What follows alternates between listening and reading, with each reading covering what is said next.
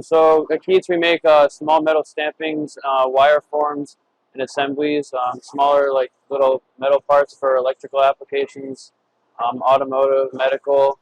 And what I do is I manufacture and make parts custom for the machines they set for me. So I make a part for a certain machine, and then that part would be used over and over, either punching out, forming, maybe an adapter for that piece. It would continuously make that same part over and over for whatever our customer wants.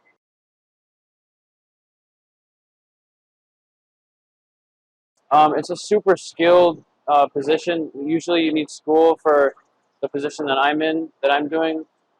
So you kind of, I'm in high school, but you usually would go through a trade school.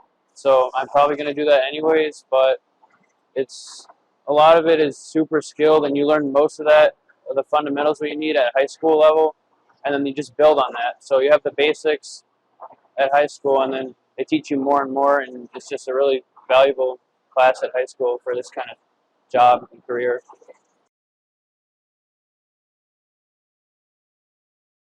So at Palatine, I first started my manufacturing class freshman year. Kind of learned the introduction to everything, how to square up a part, deburring stuff, setting up things in machines, just kind of the overall fundamentals of it. And right here, what we do is we have the same machines. They're slightly different, but same ones here and same ones at school. And it's it's a lot of the same stuff. So you learn at school, and then it's a little more advanced here. But yeah, school's taught me a lot throughout all of it.